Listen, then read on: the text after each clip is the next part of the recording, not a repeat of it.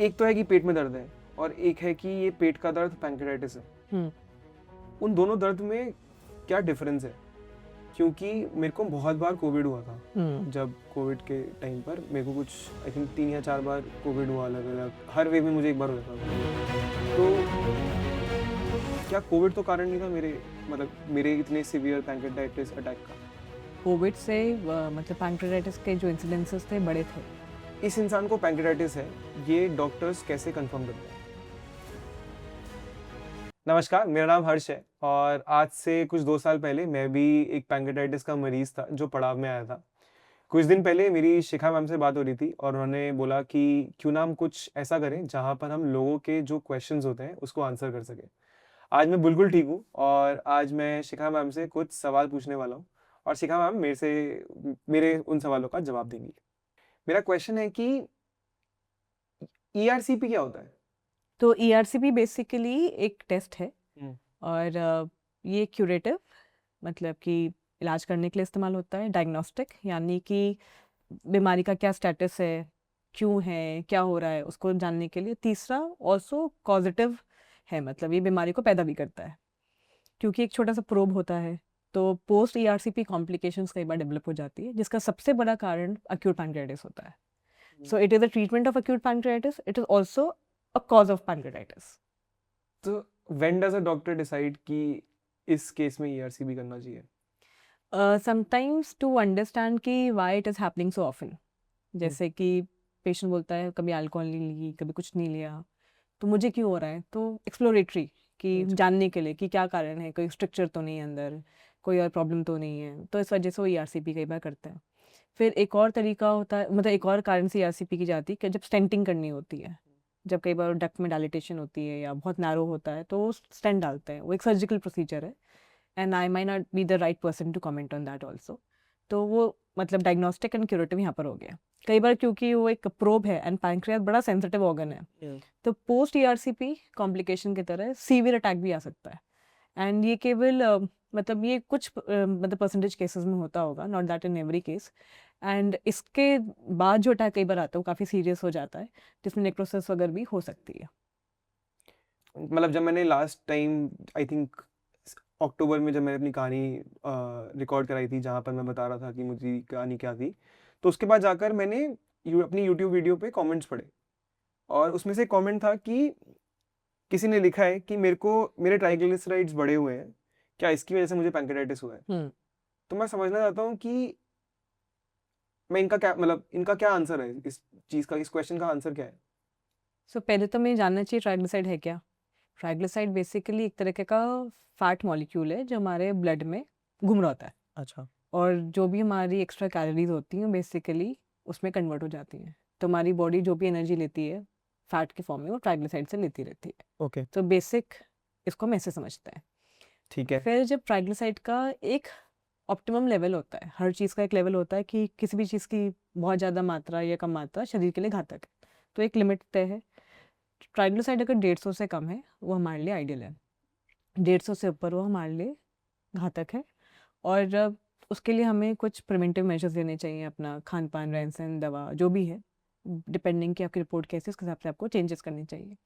अगर हम ट्राइग्लिसराइड और पैनक्रेटाइटिस को रिलेट करें तो बहुत ज़्यादा हाई एलिवेशंस पैनक्रेटाइटिस में लीड कर सकती है। जैसे कई बार 500 से ज़्यादा मतलब पैनक्रेटाइटिस को ट्रिगर कर सकती है, और 1000 से ज़्यादा है वो तो शॉर्ट शॉट कहीं ना कहीं आपको पैनक्रेटाइटिस देगी। मतलब ये कई तरह के रिसर्च के आंकड़े सामने आते हैं। एंड आपने फॉर ऑल द पेशेंट्स जो आपके पास आते हैं, क्या आपने भी ये पैटर्न ऑब्जर्व किया है? कुछ केसेस में मैं ऐसा बोल सकती हूँ कि ये दिखता है, और कुछ लोगों का कारण ही बेसिकली ट्राइग्लिसराइड का बढ़ना ही है। इसे डिस्लिपिडीमिया हम बोल सकते हैं कि आपके लिपिड प्रोफाइल जो है ऑल्टर्ड है, उस वजह से पैनक्रेटाइटिस होता है। एंड पहले मेरे को लगता था, जो मेरी ऑब्जर्वेशन होती थी, मिडिल एज में हो रहा है, लेट 30s या अर्ली 40s में हो रहा है, या उस ब्रैकेट में। लेकिन ऑफ लेटली मैंने देखा है कुछ बहुत यंग बच्चों में भी इस तरह के चेंजेस देखने को मिल रहे हैं। एंड ट्राइग्लिसराइड्स बढ़ने का कारण क्या होता है?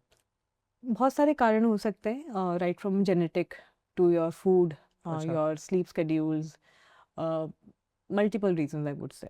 ओके। एंड अब this did not happen to me, तो मैं इस बात से रिलेट नहीं करता हूँ, बट आपने भी मुझे बोला था कि जब आप मुझसे बात कर रहे थे मेरी बीमारी के बारे में, तो आपने मुझे समझाया था कि पैंक्रेटाइटिस से डायबिटीज़ की कॉम्प्लिकेशन भी होती है। हम्म क्या आप थोड़ा-सा मुझे समझाना चाहोगे कि ऐसा क्यों होता है और क्या ये ठीक हो सकती है या क्या होता है? तो पैनक्रियाज एक ऐसा ऑर्गन है हर्ष जो कि एंडोक्राइन और एक्सोक्राइन दोनों है। हुँ, तो एक्सोक्राइन का मतलब तुम्हें एक्सोक्राइन पार्ट पता है क्योंकि तुमने पढ़ा भी है हुँ, कि इससे प्रोटीएज अमाइलेज लाइपेज सारे करेक्ट। एंजाइम्स बनते हैं। Hmm, similarly pancreas insulin produce करता है। अब we all know that insulin is responsible for hmm, the management of sugar levels and glucose levels in the body. Okay, तो whenever we have pancreatitis, in few cases ऐसा होता है कि pancreatitis के कारण टेम्पररी या परमानेंट डायबिटीज़ हो सकती है, क्योंकि इतना ज़्यादा इन्फ्लेमेशन होता है वो जाके आपकी सेल्स को डैमेज करता है। जब हम बात करते हैं नेक्रोसिस हो गया, तमाम प्रॉब्लम्स हो गई, तो नेचुरल सी बात है कि इंसुलिन प्रोड्यूसिंग सेल्स को भी वो डैमेज कर सकता है क्योंकि पैंक्रियाज नहीं है। तो कई केसेस में डायबिटीज़ डेवलप हो सकती है। And depending on other predisposing factors कि कितना वेट था मरीज का, शायद how bad the disease is, genetic, और किसी को डायबिटीज़ की हिस्ट्री है या नहीं, मतलब मल्टीपल फैक्टर्स की एंड वजह इसको से कौन-सा टाइप बोलते हैं इंसुलिन में? इसे टाइप 3C डायबिटीज़ बोलते हैं। और इसको कई बार पैनक्रेटोजेनिक डायबिटीज़ भी बोला जाता है। Okay, and it could be permanent और टेम्पररी बोथ। अच्छा डायबिटीज़ टेम्परेरी भी हो सकती है। कई बार पैनक्रेटिस के अटैक के दौरान फॉर मतलब शॉर्ट टाइम पीरियड वो हो सकता है। एंड जैसे जैसे इन्फ्लेमेशन सेटल होती है कुछ लोगों में, धीरे धीरे करके वो रिजॉल्व भी हो जाती है, रिवर्स भी हो जाती है। Okay, and this is something that I have observed and this is a question that my parents had with to the doctor क्योंकि मेरे को बहुत बार कोविड हुआ था। जब कोविड के टाइम पर मेरे को कुछ आई थिंक 3 या 4 बार कोविड हुआ अलग-अलग, हर वेव में मुझे एक बार हो जाता था। तो क्या कोविड तो कारण नहीं था मेरे मतलब मेरे इतने सीवियर पैंक्रेटाइटिस अटैक का? सी एक रिसर्च पेपर आया था और मैंने पढ़ा भी था उसको कि कोविड से मतलब पैंक्रेटाइटिस के जो इंसिडेंसेस थे बड़े थे। And it could be because कि जब भी कोई वायरल इन्फेक्शन होता है तो कई बार वो ट्रिगर होता है पैंक्रेटाइटिस का pain. And since you had history of pancreatitis prior to COVID, maybe it could have led to it. And उसका कुछ हम निष्कर्ष ऐसे तो निकाल नहीं सकते हैं, बट कोई भी वायरल इन्फेक्शन कई बार पैंक्रेटाइटिस को ट्रिगर जरूर करता है। मैं देखती हूँ कई बार हाई वायरल फीवर से भी पेशेंट्स को कुछ कुछ दिक्कतें होती हैं, तो that could be one problem. पेट में दर्द तो बड़ा कॉमन है। मतलब जब हमें स्कूल नहीं जाना होता था तब भी हमारे पेट में दर्द हो जाता था। एग्जाम से पहले भी हो जाता था। एग्जाम से पहले ही हो जाता था। तो एक तो है कि पेट में दर्द है और एक है कि ये पेट का दर्द पैंक्रेटाइटिस है। हम्म उन दोनों दर्द में क्या डिफरेंस है? I think intensity, that is one thing. Intensity मतलब कितनी तेज हो रहा है? तीव्रता, उसके ओके। कितना तेज दर्द है ना, कि पेशेंट उसको मजाक में नहीं लेता है, that is one difference. Hmm, secondly उसकी जो प्रेजेंटेशन है, लोकेशन है, उसका मतलब कि बहुत ज़्यादा रोल है। पेशेंट बहुत क्लियरली बोलता है कि मेरे लेफ्ट साइड में दर्द हो रहा है और कमर में पीछे की तरफ जा रहा है। So that is one differentiating factor. कुछ भी खाने से दर्द बहुत बढ़ जाता है। इस इंसान को पैंक्रेटाइटिस है, ये डॉक्टर्स कैसे कंफर्म करते हैं? सी यूजुअली जब इतना सीवियर पेन होता है तो इमरजेंसी रूम ER में जाता है पेशेंट, एंड वहाँ पे उसके इन्वेस्टिगेशंस होते हैं। एंड अगर डॉक्टर्स को डिफरेंशियल डायग्नोसिस के लिए सारे टेस्ट कराते हैं आपके कि क्या बीमारी आपको हो सकती है। और सबसे इम्पोर्टेंट टेस्ट जो आप वो कराएगा आपका उस वक्त है कि आपके काउंट्स चेक कराएगा कि TLC1 कैसा है, देन आपका अमाइलेज लाइपेज कैसा है, and then initially first they would go for an ultrasound कि अर्ली डायग्नोसिस के लिए कि मतलब क्या दिख रहा है। और अगर अल्ट्रासाउंड में लगता है कि हाँ पैंक्रेटिस के कुछ सिम्टम्स हैं या कुछ भी इन्फ्लेमेशन दिख रही है, then further investigation are done. But confirmation initially आपका जो होता है, आपका जो ये लैबोरेटरी टेस्ट होता है उसमें अमाइलेज लाइपेज के टेस्ट से हो जाता है। एंड अमाइलेज लाइपेज का जो टेस्ट है वो कई गुना बढ़ा हुआ आता है।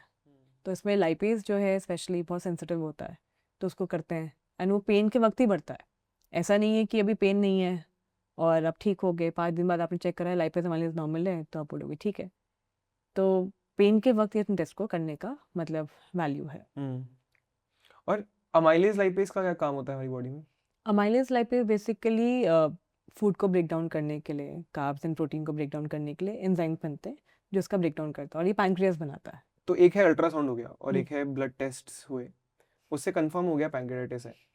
बट कई बार सीटी स्कैन या एमआरआई क्यों किया जाता है इस बीमारी सीटी के? स्कैन और एमआरआई इसलिए कराया जाता है just to assess and to understand disease का क्या स्टेटस है, कि बीमारी के और क्या क्या कॉम्प्लिकेशंस हैं, क्योंकि पैनक्रियाज एक रेट्रोपेरिटोनियल ऑर्गन है, वो पीछे की तरफ होता है और वो कई बार अल्ट्रासाउंड में दिखता ही नहीं है बहुत क्लियरली, कई बार बहुत ज़्यादा गैसेस डिस्टेंशन होती है तो लिखा होता है कि because of gas we couldn't even visualize the pancreas, so that is also the limitation basically. या तो हर टेस्ट की अपनी अपनी लिमिटेशन है, तभी इतने तरीके के टेस्ट बने हैं।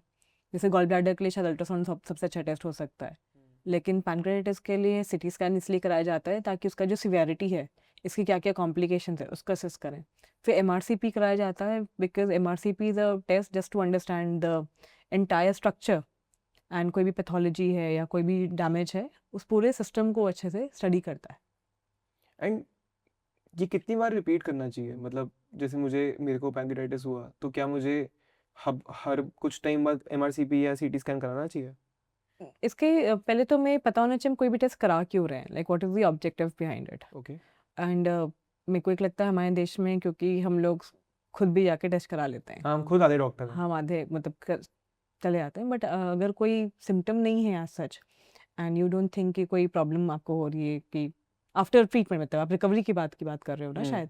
मैं बात कर रहा हूँ कि जैसे मेरे अंदर हमेशा एक डर होता है कि क्या मुझे फिर से पैंक्रियाटाइटिस तो नहीं हो जाएगा।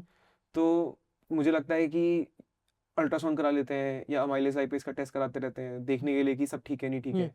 तो क्या मुझे पहली बात तो ये करना चाहिए, दूसरा क्या सीटी स्कैन या एमआरआई भी मुझे करानी चाहिए? इसके दो तरीके हो सकते हैं देखने के हर्ष। अगर तो कोई सिम्टम रहता है तो हमें माइलेज लाइपेज चेक कराना चाहिए एंड कभी just to be careful, otherwise इसकी कोई नीड नहीं है। जैसे मैंने बताया, जब तक कोई मतलब कोई और मतलब प्रॉब्लम विजिबल प्रॉब्लम नहीं है, कोई पेन नहीं है, तब तक ये रिपोर्ट्स वैसे भी नॉर्मल आनी है। तो कहीं ना कहीं वो साइकोलॉजिकली आपके दिमाग में कि मैं कराता रहता हूँ, वो हमेशा नॉर्मली आनी है। सेकेंडली रही बात आपके कोई स्कैन की, अगर प्रोग्रेसिव बीमारी है थोड़ी सी, तो उसको जस्ट टू मॉनिटर कि कोई प्रोग्रेस नहीं करे, तो मेरे ख्याल से बाद में इसको 2-2.5 साल में एक बार एमआरसीपी या कुछ करा सकते हैं, if only there is need. हमें लग रहा है कि बहुत ज़्यादा वेट लॉस होता चला जा रहा है, हम कुछ भी मतलब खा रहे हैं तो मैलअब्जॉर्प्शन हो रहा है, तो जस्ट टू अंडरस्टैंड कि कहीं वो अक्यूट से क्रॉनिक, क्रॉनिक से क्रॉनिक कैल्सिफिक इस तरीके से तो मतलब प्रोग्रेस नहीं हो रही, to keep a track on it. And that too I would advise only if a doctor is asking you to do it, क्योंकि आप बेसिकली रिपोर्ट देकर खुद तो कुछ करोगे नहीं। So I don't think it is a good, attitude towards the disease also. तो I don't think it is needed कि हम बार बार उसको टेस्ट करते रहें unless until there's any symptom. Okay. And तो मतलब जो भी हमारे पास क्वेश्चंस थे डायग्नोसिस रिलेटेड वो लगभग यहीं पे ख़त्म हो गए।